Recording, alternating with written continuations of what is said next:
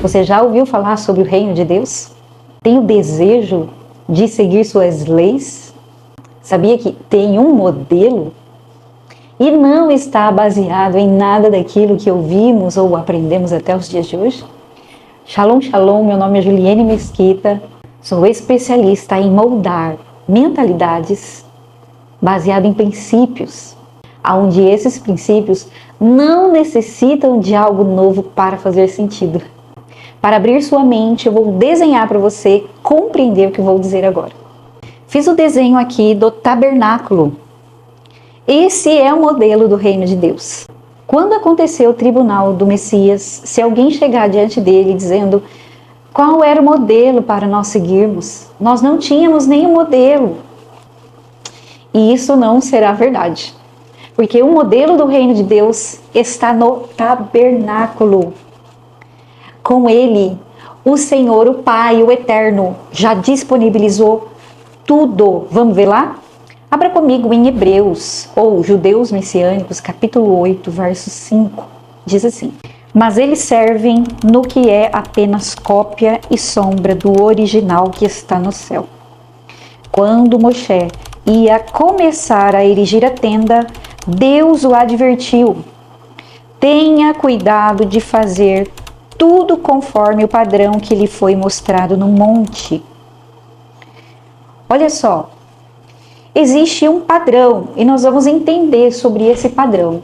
Esse padrão não está fundamentado em religiões, não. Por quê?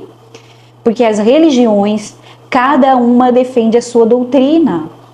Cada uma defende aquilo que acha melhor ou a melhor maneira de direcionar os seus fiéis. Mas o reino de Deus tem um modelo e ele é completo. Vamos lá? A primeira coisa que eu consigo identificar no tabernáculo é a orientação solar. Porque quando eles foram montar a tenda, o Senhor orientou em qual lado a tenda deveria ficar. Então, quando eu falo de tabernáculo,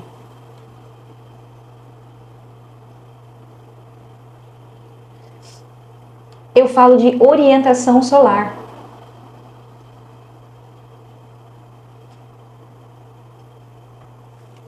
Aonde o leste ficava à frente do tabernáculo, o oeste ao fundo,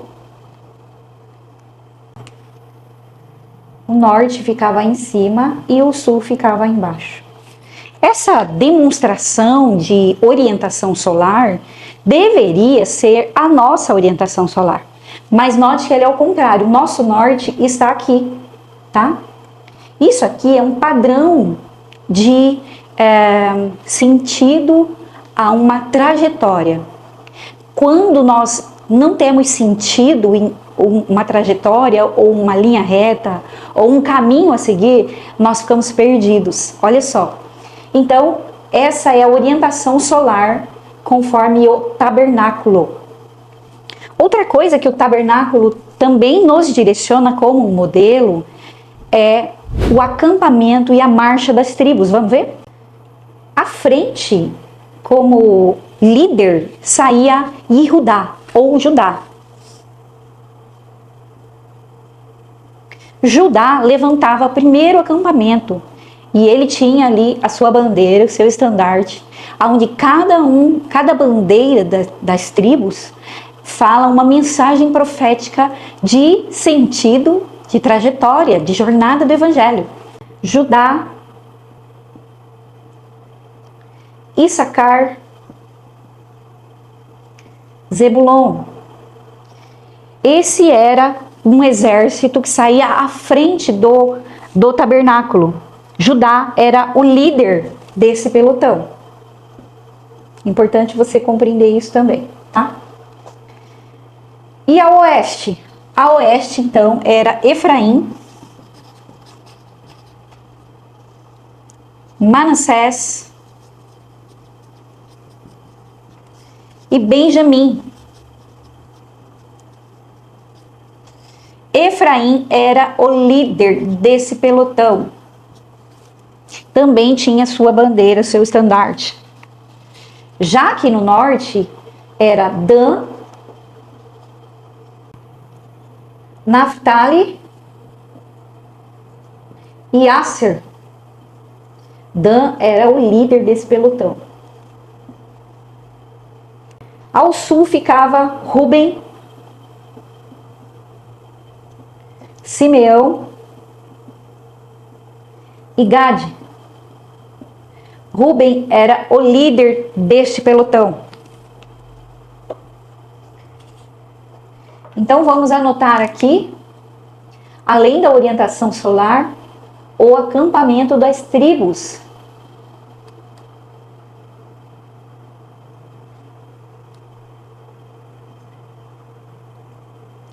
Então nós já identificamos dois modelos conforme o tabernáculo para vivermos e adentrar ou estabelecer o reino de Deus. O tabernáculo como modelo também nos mostra os tempos e as estações. Vamos ver?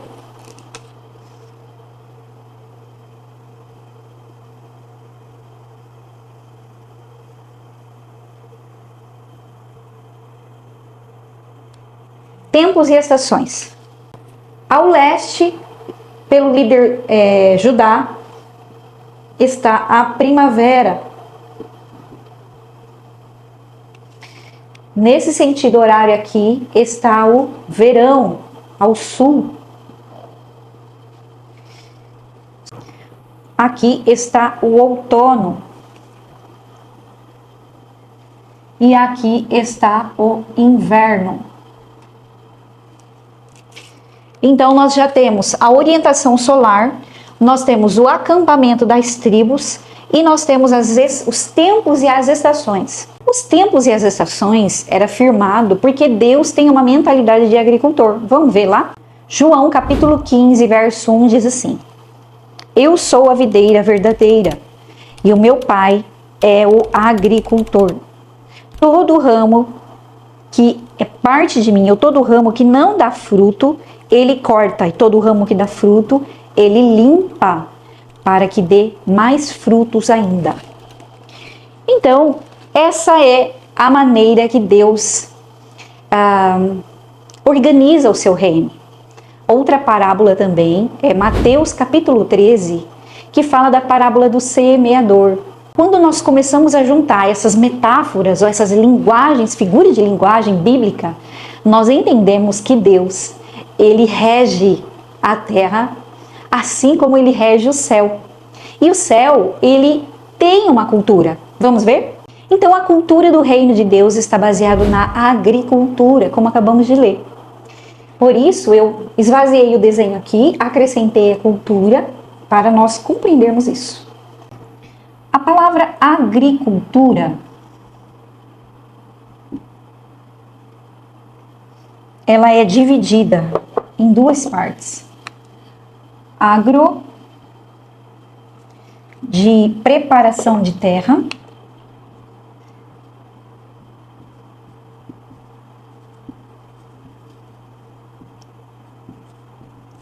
o significado da palavra agro é preparação de terra. E a cultura é estilo de vida. A palavra cultura, ela vem de culto.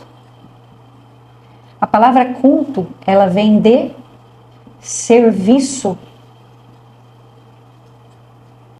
Esse estilo de vida, através do serviço na agricultura, prepara a terra para plantar e colher. Mas quem é a terra? A terra é somente essa terra que a gente está habituado a ver? Não, vamos ler em Mateus capítulo 13. Mateus capítulo 13 vai falar da parábola do semeador. Eu vou começar a partir do 3. Ele lhes disse em parábolas: um fazendeiro foi semear, enquanto lançava a semente, parte dela caiu à beira do caminho. Os pássaros vieram e a comeram. Parte dela caiu em terreno pedregoso, onde não havia muita terra. Ela brotou logo, porque a terra não era profunda. Mas quando saiu o sol, as plantas se queimaram, e pelo fato de suas raízes não serem profundas, secaram. Outra parte caiu entre espinhos que cresceram e sufocaram as plantas. Outra ainda caiu em boa terra, deu boa colheita, a 100, 60 ou 30 vezes mais que a quantidade semeada. Essa parábola mais à frente, se você tiver o desejo de ler, você vai ver, o Senhor explica o significado dela. Nós somos a terra e a semente é a palavra de Deus. Se eu não tenho uma boa terra, ou seja, se eu não tenho um preparo familiar, estruturado, fundamentado, a semente não produz. Ela cai em vários tipos de terra. Então, para eu ser inserido no reino de Deus, eu tenho que viver a cultura celestial, ou seja, um estilo de vida baseado em serviço, que foi o primeiro ministério de Yeshua, porque ele se despiu de toda a sua glória e veio nos servir. Primeiro ministério dele. E isso tudo baseado em plantação e colheita.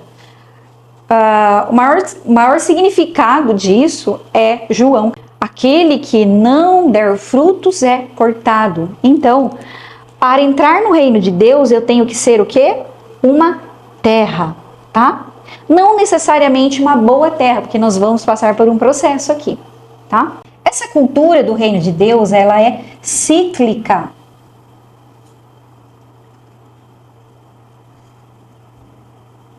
Firmada em ciclo eterno. E o que está relacionado ao ciclo eterno? Está relacionado os tempos e estações. Está relacionado às ofertas. E está relacionado às festas. Esse ciclo eterno, ele se fecha todo ano. Isso aqui, ó, é anual. Porque a agricultura é anual, tá? Então, o ciclo eterno, quando nós entramos em tempos e estações, comparecendo diante de Deus com as nossas ofertas, nos tempos determinados, celebrando em festa, porque Deus também é um Deus festeiro, então eu estou praticando o culto.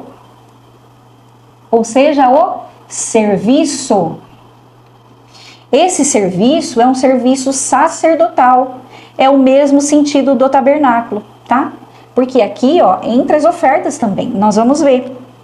Por isso que eu disse no começo que se vivermos a religião, nós vamos viver a doutrina da igreja A, a doutrina da religião B. Então, nós vamos perdendo o sentido da jornada na caminhada do evangelho.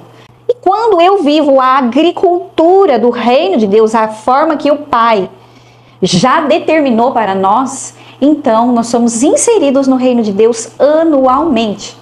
O ser humano tem a tendência de criar, gente. Ele quer ser Deus. Ele quer liberar a palavra. Haja uma outra festa. Haja um outro calendário, né? O homem tem essa tendência, mas quando isso acontece, nós levantamos altares de idolatria diante de Deus. Sim, porque aí eu falo, fui eu que criei. Eu que criei esse propósito. Eu que criei essa libertação. Fui eu que criei. Quando nós colocamos ou assumimos essa posição, nós nos sentamos na cadeira de juiz do Pai e nós alimentamos um altar de idolatria.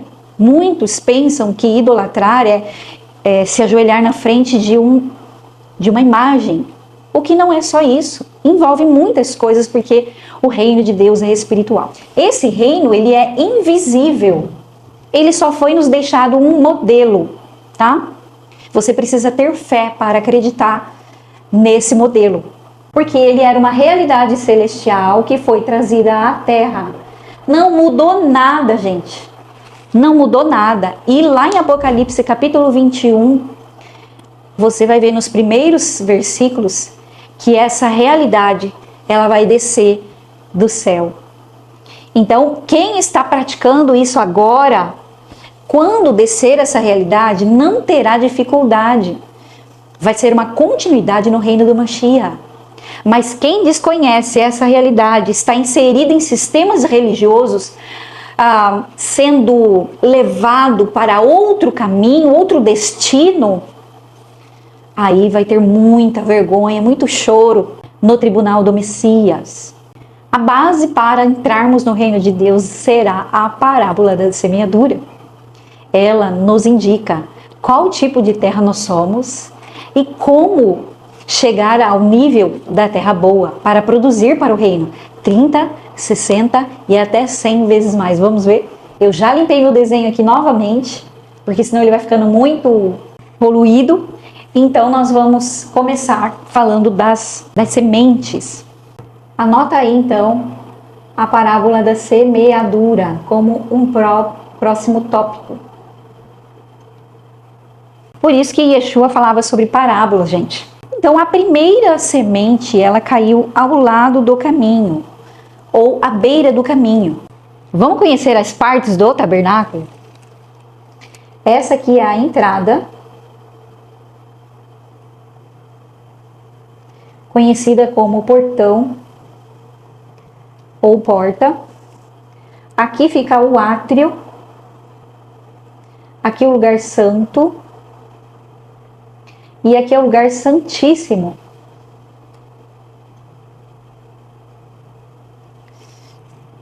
Então nós temos uma etapa e 3 níveis. Uma etapa e 3 níveis. Lembrando que o tabernáculo é o próprio reino de Deus, é o modelo dele trazido na terra. Vamos lá então? Para entrar no tabernáculo, o que nós precisamos fazer? Nós precisamos passar pela porta. E quem é a porta? Vamos ver? João, capítulo 10, verso 9, diz assim: Eu sou o portão. Se alguém entrar por mim, estará seguro. Entrará e sairá, e encontrará pastagem. Eu estou lendo na versão judaica de Davi. Então, a gente já descobriu quem é o portão. O portão é Yeshua. Ele é o portão. Olha só, para acessar esse portão, passar por ele, né? Os textos originais dizem passar por ele. É como se fosse um portão onde nós passamos por ele. É ele. Nós passamos dentro dele. Precisa passar por ele para entrar aqui. Então, quando uma pessoa recebe a mensagem da palavra à beira do caminho, vamos colocar o nome aqui? Esse lugar, então, chama beira do caminho. O original fala de ao lado do caminho, tá? Vou colocar aqui, ó. Ao lado do caminho. Por que ao lado do caminho? Vamos entender? João, capítulo 14, verso 6, diz assim: E Yeshua disse: Eu sou o caminho, a verdade e a vida. Ninguém vem ao Pai a não ser por mim. Então, olha só. Ele é o caminho, ele é a porta, nós já descobrimos. Ele é o caminho. Olha o caminho aqui, ó. Ele é a verdade. E ele é o quê? A vida. Amém? Então, ele é a porta, ele é o caminho, ele é a verdade e ele é a vida. Primeiro passo. Primeiro nível. Segundo nível. Terceiro nível. Vou colocar assim. Vou tirar esse nível daqui. Vou colocar aqui, ó, primeiro nível. Vocês já sabem que é o caminho. Caminho.